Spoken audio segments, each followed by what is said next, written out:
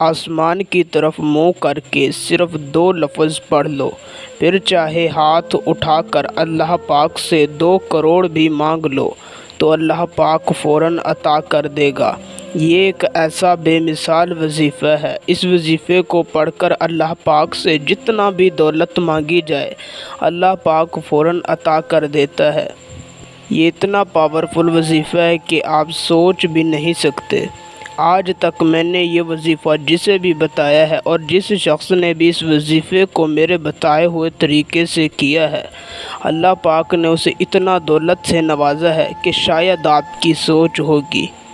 اگر آپ اس وظیفے کو میرے بتائے ہوئے طریقے سے کر لیتے ہیں تو انشاءاللہ میری 100% گارنٹی ہے آپ کے گھر میں سے مفلسی غربت ہمیشہ ہمیشہ کے لیے ختم ہو جائے گی اور اللہ پاک آپ کو غیب سے رزق عطا کرنا شروع کر دے گا۔ آپ کو جتنے بھی پیسوں کی ضرورت ہوگی 1 دن کے اندر اندر آپ کو مل جائیں گے۔ یہ بہت ہی پاورفل وظیفہ ہے۔ باقی میں وظیفے کی زیادہ تعریف نہیں کرنا چاہتا، تو بنا ٹائم کا ضیاع کیے آئیے چلتے ہیں، آپ کو بتاتے ہیں وظیفہ اور اسے کرنے کا مکمل طریقہ کار۔ اس سے پہلے اگر آپ اس وظیفے کو میری اجازت سے کرنا چاہتے ہیں تو صرف میری اس ویڈیو کو شروع سے لے کر آخر تک دیکھیں اور ہمارے اس چینل کو سبسکرائب کر دیں، آپ کو میری طرف سے وظیفے کی اجازت ہوگی۔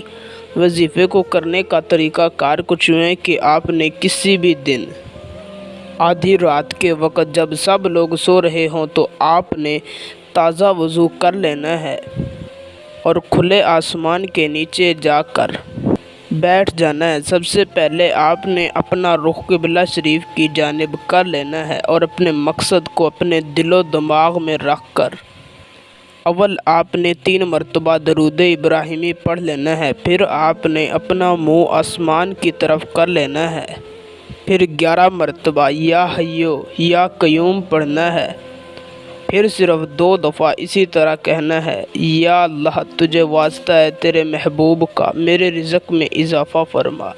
پھر آپ نے آخر میں 3 مرتبہ درود پاک پڑھنا ہے اور اللہ پاک سے اپنے مقصد کی دعا مانگنی ہے اور ادھر سے اٹھ کر آ کر اپنے بستر پر سو جانا ہے۔ ایک بات یاد رہے کہ جب آپ یہ وظیفہ کر رہے ہوں تو آپ کے دل و دماغ میں آپ کا مقصد ہونا چاہیے۔ آپ نے وظیفہ کرنے سے پہلے اپنے دل و دماغ میں سے دنیاوی خیالات کو نکال دینا ہے۔ آپ اس وظیفے کو جتنا زیادہ کامل تصور، کامل یقین کے ساتھ کریں گے اتنا زیادہ اس کا اثر ہوگا۔